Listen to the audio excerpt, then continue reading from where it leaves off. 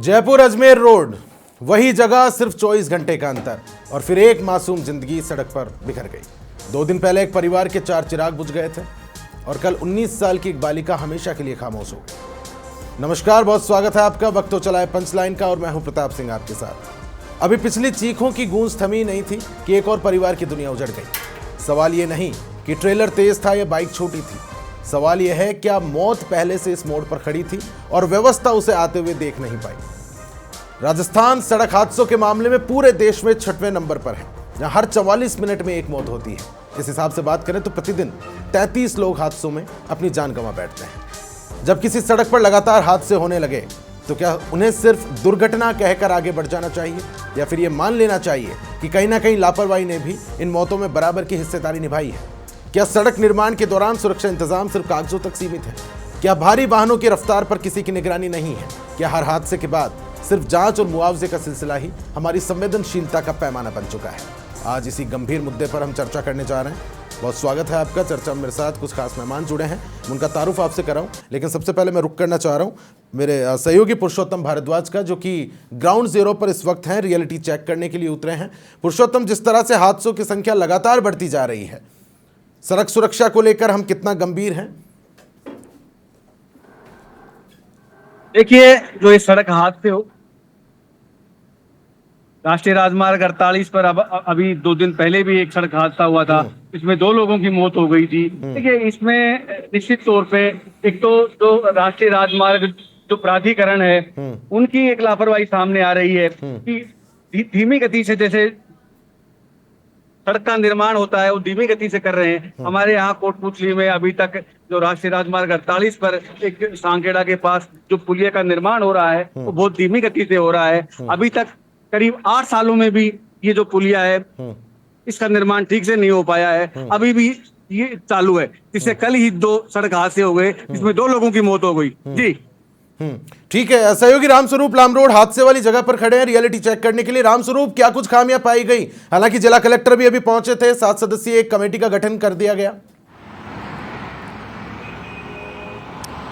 देखिए, कुछ मिनट पहले ही जो कलेक्टर साहब हैं संदेश नायक जी, वो यहाँ घटनास्थल पर आए थे। उन्होंने खुद ने एक 7 सदस्यीय कमेटी का गठन किया, जिसका प्रभारी एडीएम साहब को बनाया गया था। उनके साथ में परिवहन विभाग के अधिकारी भी हैं, जिला प्रशासन के अधिकारी भी हैं, ट्रैफिक पुलिस के अधिकारी भी हैं और जो नेशनल हाईवे अथॉरिटी से जुड़े अधिकारी हैं वो यहाँ पर हैं। तो जो हादसा यहाँ पर हुआ था वो घटनास्थल में आपको ठीक थोड़ा सा दिखा देता हूँ कि ये जो अजमेर दिल्ली का नेशनल हाईवे है, इसके ठीक पास में होटल अमर पैलेस के बाहर जो ये हादसा यहाँ पर 2 दिन पहले हुए थे, 2 बड़े हादसे हुए। पहले हादसे में 3 बच्चों सहित कुल 4 लोगों की मृत्यु हुई और उसके बाद में कल जो एक और हादसा हुआ था उसमें एक युवती की मौत हुई है। इसकी वजह जो ये बताई जा रही है कि जो दिल्ली रोड की ओर से जो ये हाईवे आता है, वो आप देख सकते हैं कि ट्रक के पीछे से नज़ारा देख सकते हैं कि वो जब आता है तो एकदम ढलान यहाँ पर आती है।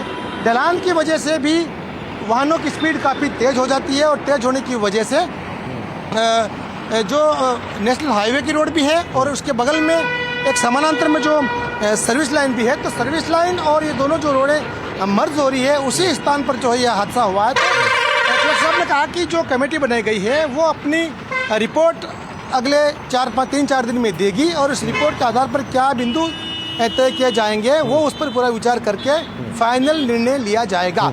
साफ तौर पे एडीएम साहब ने ये भी कहा कि हमने 2 तरह के प्लान तैयार किए हैं, एक शॉर्ट टर्म और दूसरा लॉन्ग टर्म।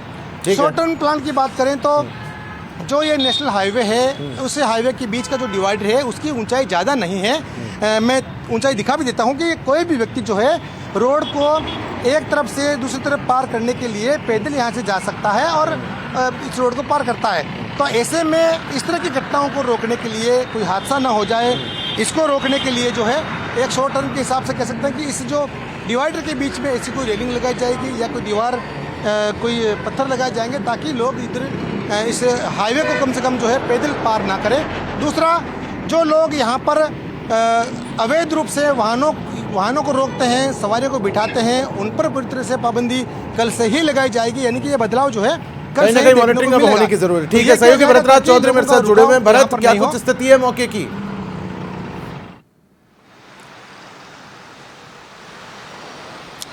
देखिए अभी हम वीकेआई पर यहाँ पर मौजूद है, जहाँ पर अभी जो ट्रैफिक को व्यवस्थाओं को देखें तो ट्रैफिक पुलिसकर्मी यहाँ पर मौजूद हैं और व्यवस्था बनाने में यहाँ पर लगे हुए हैं। लेकिन हम एक दूसरी तरफ यहाँ पर देखें हैं तो ये ट्रैफिक के जो पुलिया है वीकेआई की, जिसके अंडरपास के नीचे ये लोग यहाँ पर बैठे हुए हैं, जो यहाँ पर आराम कर रहे हैं, रेस्ट कर रहे हैं और इसके साथ ही कुछ मोबाइल में गेम भी खेल रहे हैं। इसके साथ ही यहाँ पर हमने आए जब से आधा घंटा हो गया, हमने यहाँ पर देखा कि तमाम जो लोग हैं यहाँ पर इस ट्रैफिक पॉइंट पर वो बैठे हुए हैं। तो ऐसे इन जगहों पर देखा जाए, ऐसे ट्रैफिक सेंस वाली जगहों पर देखा जाए जहाँ पर सबसे ज़्यादा रश रहता है, तो ये सबसे बड़े हादसे का कारण बनते हैं। कई बार गाड़ी ओवर स्पीड में आती है या चालक का संतुलन बिगड़ गया तो यही हादसे का कारण बनते हैं। नहीं तो जो मौके पर प्रशासनिक अमला डटा है वो क्या कर रहा है, क्या उसको जानकारी नहीं है क्या?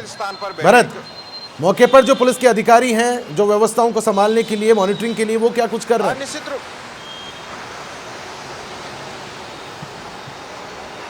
देखिए अभी हम ट्रैफिक जो पुलिसकर्मी है उनकी बात करें तो वो अभी फिलहाल मौके पर दूसरी साइड में मौजूद है, जो लगातार ट्रैफिक को देख रहे हैं। लेकिन ऐसे लोगों पे सबसे ज़्यादा ज़रूरत है, क्योंकि सबसे ज़्यादा सेंसिटिव एरिया होता है और हो सकता है कि कोई बैलेंस बिगड़े या कोई और कारण हो और स्पीड हो, ये तमाम कारण होते हैं एक्सीडेंट्स के। तो इनसे बचने का सबसे ज़रूरी है कि जो ट्रैफिक जो रोड है, जो चौराहे हैं, उनको वहाँ पर उनसे पब्लिक को वहाँ से दूर रखा जाए। ये तमाम जो लोग अभी सड़कों पर बैठे हुए हैं, इन्होंने चलिए ठीक है, मैं फिर से रुक करूंगा। मेरे साथ इस खास चर्चा में कुछ खास मेहमान जुड़े हैं। सबसे पहले मैं तारुफ उन मेहमानों का कराऊं। पूर्व जिला कलेक्टर जगरूप सिंह जी, पूर्व आईएएस अधिकारी मेरे साथ जुड़ गए और आरटीओ का भी अच्छा खासा अनुभव आप रखते हैं, बड़े अधिकारी रहे हैं। और सड़क सुरक्षा कार्यकर्ता नरेंद्र अरोड़ा जी मेरे साथ जुड़ गए हैं। सबसे पहले जगरूप जी आपका रुख करना चाह रहा हूँ। जिस तरह से ये गंभीर हादसा हुआ, राजधानी को पूरा झकझोर करके रखा और आए दिन जिस तरह से हादसों की संख्या में इजाफा होता जा रहा है, क्या सिर्फ इनको दुर्घटनाएं मान लिया जाए? एक प्रशासनिक विफलता भी बड़ा कारण है। मेरे पास कुछ आंकड़ा है, प्रतिदिन 33 मौतें हो रही हैं जी हादसों की वजह से, यानी हर 44 मिनट में एक व्यक्ति जान गंवा देता है। बिल्कुल सही कह रहे हैं कि हमारे यहाँ जो दुर्घटना है वो अन्य जो सामान्यतः सड़क दुर्घटना होती है उसमें लगभग 47% अधिक यह आंकड़ा है जो एक्सीडेंटल रेट है। और इस तरह से लगभग 12,000 डेथ रोड एक्सीडेंट में होते हैं। इसके बहुआयामी कारण हैं। उनको अगर आप देखो तो एक तो सबसे पहले इंजीनियरिंग, रोड इंजीनियरिंग ठीक नहीं है, कहीं कंटूर्स ठीक नहीं है, कहीं कलवर्ट नहीं है, कहीं ब्लाइंड मोड है, ब्लैक स्पॉट हैं। और फिर दूसरा एनफोर्समेंट की गड़बड़ है। एनफोर्समेंट में जैसे आप ड्राइविंग लाइसेंस ठीक से नहीं देते, बिना ड्राइविंग स्कूल के लाइसेंस देते हो। एनफोर्समेंट में 2 ड्राइवर होने चाहिए माल वाहन में, या फिर उनकी इंडिकेटर्स हैं वो ठीक नहीं है, शराब पी के गाड़ी चलाते हैं। तो इनका सबका प्रवर्तन पुलिस और परिवहन विभाग करता है। वो भी लचर पचर ही है। जैसे ओवर क्राउडिंग, ओवरलोडिंग में आपने देखा होगा कि ओवरलोडिंग 100 से ज़्यादा चालान हो जाते हैं, वो फिर भी उससे जुर्माना वसूली का धंधा और गाड़ियाँ फिर भी चल रही हैं, और गाड़ी फिर भी चल रही है। जबकि ओवरलोडिंग वाहन के बारे में कहा गया है कि भाई ओवरलोडिंग भी अपने आप में एक्सीडेंट को आमंत्रण देता है। फिर आपके कोई इमरजेंसी केयर जैसे कि एम्बुलेंस है, गोल्डन आवर में अगर उसको पीड़ित को अगर सहायता मिल जाए जो 1 घंटा होता है, तो मेडिकल हेल्प मिल जाए तो कई बार जानें बचाई जा सकती है। लेकिन उसकी भी व्यवस्थापन लगभग अच्छा, हर बार प्रशासन किसी घटना के होने के बाद ही क्यों जागता है? अगर जैसे जिस तरह से ये 2 हादसे विगत दिनों हुए, पहले हादसे के बाद ही अगर चेत ले तो संभव था दूसरा हादसा ना हो।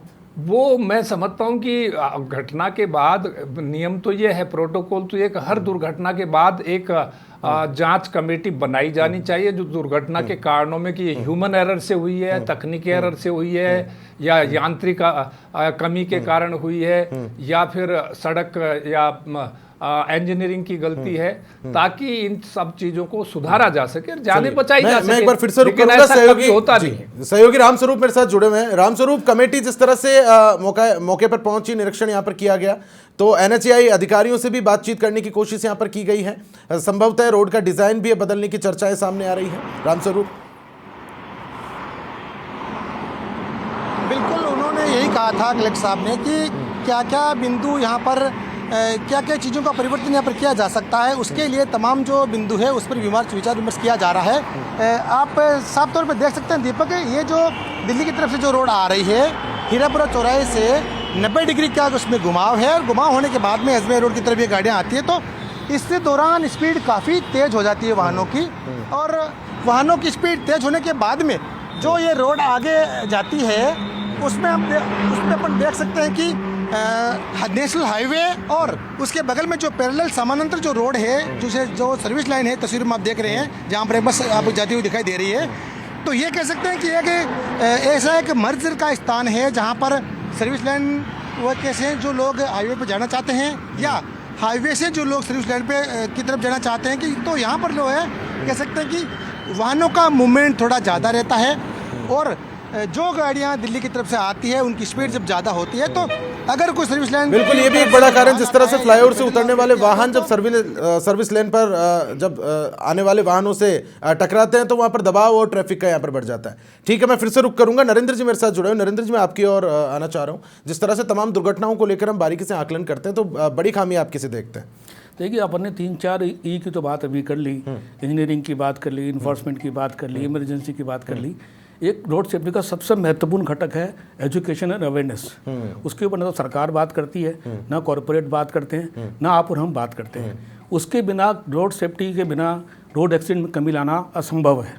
कारण क्या साहब कि सरकार और कॉरपोरेट जो पैसा खर्च करते हैं समाज सेवा के अंदर, उनको चाहिए काउंटेबल अचीवमेंट्स, इसको आंकड़ों में दिखा सके कि हमने एक स्कूल खोला, इतने बच्चों को पढ़ाया, हमने इतने लोगों को मेडिकल किट दिया। लेकिन रोड सेफ्टी एजुकेशन अवेयरनेस के अंदर ये अचीवमेंट आंकड़ों में नहीं आता कि आपके अवेयरनेस से कितने लोगों ने जागरूकता पाई, कितने लोगों ने अपनी जान बचाई, इसके ऊपर कहीं फोकस नहीं है। और अभी देखिए, पूरे देश में CSR का बजट होता है कॉरपोरेट में, लेकिन रोड सेफ्टी अधिकांश कंपनियों के पोर्टफोलियो में नहीं है।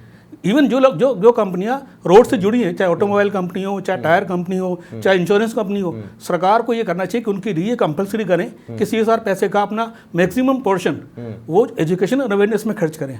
अभी आपने आंकड़े बताया सर, इन आंकड़ों का एक वर्जन और है।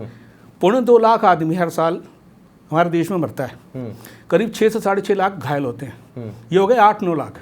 इसमें अगर परिवार के लोग जोड़ दो तो ये होते हैं 35 से 40 लाख लोग। हर साल हम एक बड़े शहर की आबादी जितने लोगों को तड़पता हुआ देख रहे हैं, उनको बर्बाद होता हुआ देख रहे हैं, फिर भी ये हमारी प्राथमिकता में नहीं है। ये बहुत दुखद बात है। कभी कोई दुर्घटना होती है तो शमशान वैराग्य जैसे सारी चीज़ें उड़ जाती हैं, कमेटी भी बन जाती है, मीडिया में भी चर्चाएं हो जाती है, उसके बाद फिर ठंडा हो जाता है, फिर कोई दुर्घटना होगी फिर उड़ जाएंगे। हर मीडिया को, हर सरकार को इसको कंटिन्यूशन में लेना पड़ेगा, लगातार हैमरिंग करनी पड़ेगी, लोगों को जागरूक करना पड़ेगा। सबको पता है रिस्क फैक्टर क्या है, तेज चलाऊंगा तो मर सकता हूँ, पी के चलाऊंगा तो एक्सीडेंट हो सकता है, हेलमेट नहीं पहनूंगा तो मर सकता हूँ, फिर भी वो क्यों कर रही है गलती? इसको इसके ऊपर आपको जाना पड़ेगा। एक जो सामाजिक मनोविज्ञान है ना, उसको समझने की कोशिश सरकार भी नहीं कर रही, कॉर्पोरेट भी नहीं कर रहे, और जो करना चाह रहा है उसको कोई मदद नहीं कर रहे। तो अच्छा जगरूप जी, आप किस तरह से देखते हैं जिस तरह से नरेंद्र जी बता रहे हैं?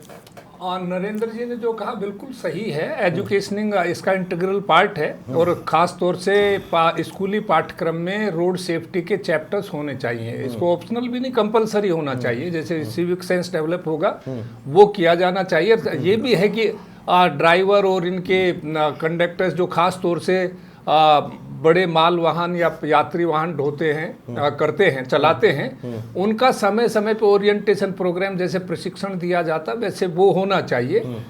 वो स्कूल खुलने चाहिए उनके लिए, और उनको गुड कंडक्शन या मनोवैज्ञानिक कोई समस्याएं, फिर उनकी नियमित जांच भी आंखों की होनी चाहिए। एजुकेशनिंग के नाम पे कुछ है नहीं। पर और मैं ये भी कहना चाहूँगा कि नरेंद्र जी कह रहे थे कि भाई बजट इसमें प्रायोरिटी इसलिए नहीं हो सकता कि ग्रीन टैक्स हम ऑलरेडी ले रहे हैं रजिस्ट्रेशन, और इतना भारी मात्रा में परिवहन विभाग के पास पैसा है रोड सेफ्टी के नाम पे कि आप सोच नहीं सकते।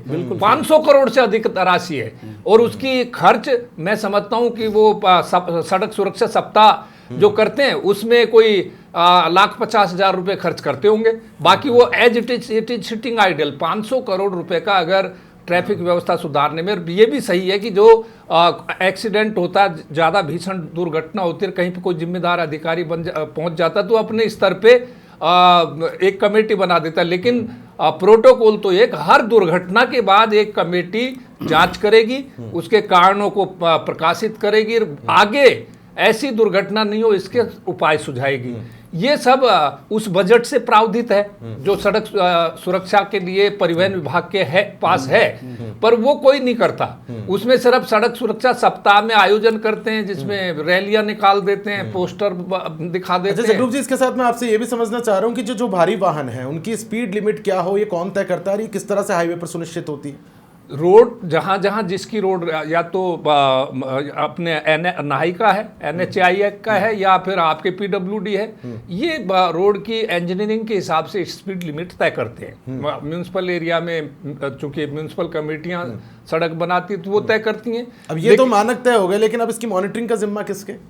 मॉनिटरिंग का तो जो एनफोर्समेंट विंग है उसका है, परिवहन विभाग है और पुलिस विभाग है, उनका साझा जिम्मा है। दोनों को टर्मिनस उस पर ज्यूरिसडिक्शन है, लेकिन एनफोर्समेंट तो बड़ा वीक है। मैंने बताया कि वो एनफोर्समेंट में तो चालान भी करते तो उसको कमाई का जरिया देखते हैं। कभी भी मैं समझता हूँ दंड राजकीय निधि का हिस्सा नहीं हो सकता। दंड इसलिए दिया जाता है ताकि आगे वो डेटरेंट का काम करे, आगे लोग नहीं करे। लेकिन यहाँ तो उसको मैं समझता हूँ समन राशि के टारगेट दिए जाते हैं कि किसने कितना समन राशि, कंपाउंडिंग फीस कितनी वसूल की, पुलिस को भी दिए जाते हैं, परिवहन को। तो अप्रोच बदलनी पड़ेगी, ये एजुकेशनिंग का पार्ट है। सही है। सहयोगी भरतराज मेरे साथ जुड़े हुए। भरत, आप भी दर्शकों तक बताएं कौन से वो संवेदनशील पॉइंट है जहां पर अक्सर ज्यादातर हादसे घटित होते हैं और उनकी खामियां क्या कुछ सामने आ रही है? भरत,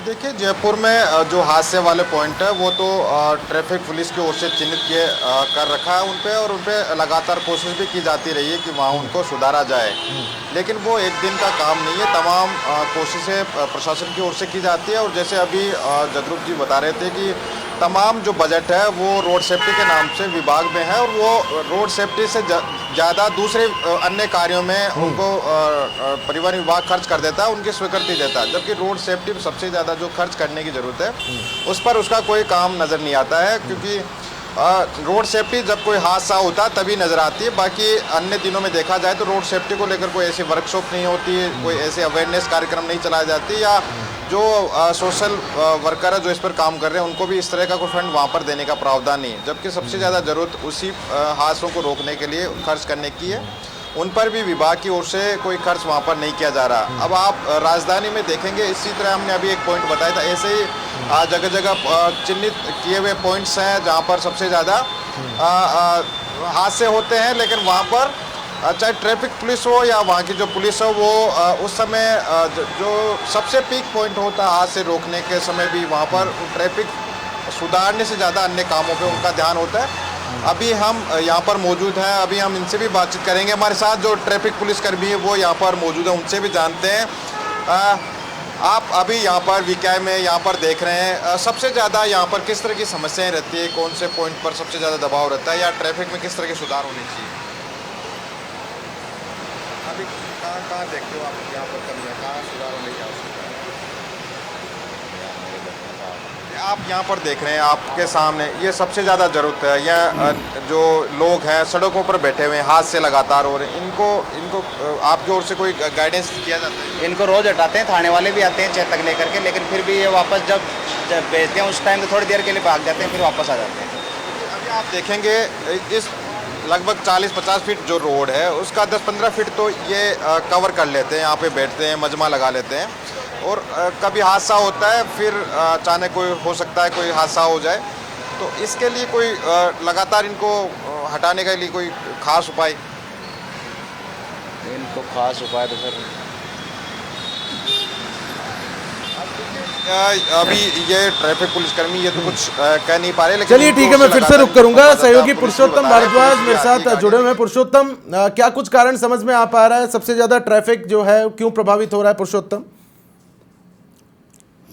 देखिए, ये जो सड़क हादसे हो रहे हैं, ये कोटपूतली जो क्षेत्र में सड़क हादसे हो रहे हैं, ये केवल ओवरलोड वाहनों की वजह से हो रहा है, और दूसरी तरफ से क्या है, और स्पीड की वजह से भी हो रहा है। हमारे यहाँ काफी कैमरे लगाए गए, लेकिन उसके बावजूद भी ये जो और स्पीड है कम नहीं हो पा रही है। मैं आपको एक बार ये दिखाना चाहूंगा कि अभी हाल ही में जो एक वाहन है वो क्षतिग्रस्त हुआ है, जिसमें 2 लोगों की मौत हुई है। ये केवल और केवल ओवरलोडिंग की वजह से हुआ। जी ठीक है, नरेंद्र जी मेरे साथ जुड़े हैं। नरेंद्र जी, कोई सुझाव बताएं प्रशासन को, आप कौन सी सलाह देंगे जो प्राथमिकता के साथ पूरी करनी चाहिए? देखिए, मैं ये कहना चाहता हूँ कि हमने बहुत तरह के जुर्माने बढ़ा करके देख लिए, लेकिन दुर्घटनाएं कम नहीं हो रही।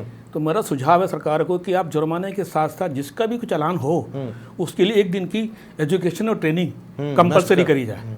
जब तक आप लोगों को सिखाएंगे नहीं, लोगों को पता ही नहीं गलती क्या कर रहे हैं। आप सड़क पे जाकर के देखिए, हम तो चूंकि रोड सेफ्टी पे काम करते हैं, मैंने बहुत सारी इसके ऊपर फिल्में बनाई हैं। जिसको देखो वो रूल तोड़ रहा है, किसी को रूल पता ही नहीं है।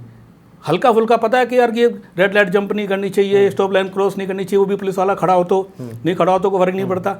लेकिन लोगों के अंदर ये भावना पैदा करनी पड़ेगी कि ये सारा मैटर आपकी सुरक्षा के लिए है, सिर्फ कानून से डर अच्छा, रोड का जब ऑडिट किया जाए तो सबसे पहले कौन से बिंदुओं पर ध्यान दिया जाना चाहिए? देखो, उसमें सबसे मोटी मोटी बात होती है, जो रोड आपके बन रही है उसमें कौन से कनेक्टिंग रोड आ रही है, स्लिप लेन कौन सी है। क्योंकि ये नियम कहता है रोड सेफ्टी का कि जो मेन रोड पे चल रहा है उसका पहला राइट है, स्लिप लेन से जो आ रहा है उसका सेकंड राइट है। स्लिप लेन से आने वाले को मेन रोड में घुसने से पहले रुकना चाहिए, देखना चाहिए, फिर जाना चाहिए। तो वो जो स्लिप लेन आकर के मिल रही है मेन रोड के ऊपर, उसके पास में क्या कहते हैं स्पीड ब्रेकर है कि नहीं है, उसमें आगे कुछ लाइट्स वगैरह लगी हुई है कि नहीं लगी हुई, जिससे उसको इंटीमेट मिलेगी सब आगे इसको जाना है कि नहीं जाना। एक्चुअली क्या, जब ये रोड सेफ्टी ऑडिट होती है तो कागजी कार्रवाई कर ली जाती है, बहुत सारी तकनीकी खामियां वहाँ रुक जाती हैं। पूरी दुनिया में सब टेक्निक के भरोसे रोड एक्सीडेंट कम करे जा रहे हैं, चालान करे जा रहे हैं। अच्छा, जगरूप जी मेरे साथ जुड़े हैं। जगरूप जी, जब तक इस तरह के हादसों में व्यक्तिगत जिम्मेदारी भी अगर तय नहीं की जाती किसी अधिकारी की, तो इस तरह की घटनाओं की तो पुनरावृत्ति होती रहेगी। और सबसे बड़ी समस्या यहाँ पर आती है कि विभाग कौन सा जिम्मेदारी ले, समन्वय कितना है? सही बात है ये कि जब भी रोड एक्सीडेंट होता है तो उसमें उसकी जांच करके ये देखा जाना चाहिए कि ये इसका कौन सा पहलू है जिसकी वजह से एक्सीडेंट हुआ। आया इसमें सड़क की तकनीकी गड़बड़ थी कि कलवर्ट नहीं था, या स्लिप लेन नहीं थी, या सड़क का ढलान ठीक नहीं था, या अंधा मोड़ था, या फिर ये देखा जाना चाहिए कि व्यक्तिगत रूप से अगर जैसे कि नरेंद्र जी बता रहे हैं कि जैसे ह्यूमन एरर है जिसमें ड्राइवर ने शराब पी रखी है, बेल्ट नहीं बांध रखी, या ज़्यादा गति है, ओवर स्पीडिंग कर रखी है, या वाहन में लोड बहुत अधिक है सवारियों का, या भार वाहन है तो 10 टन के बजाय आपने 25 टन बांध रखा है। तो इससे ये सारे कारणों का चिन्हीकरण करके फिर तत्समय उनके खिलाफ भी कार्रवाई की जानी चाहिए। फिर ये भी देखा जाना चाहिए कि एक वाहन आपके गुजरात बॉर्डर से घुस के और शाहजहांपुर दिल्ली तक निकल जाता है, कोई उसको चेक नहीं करता।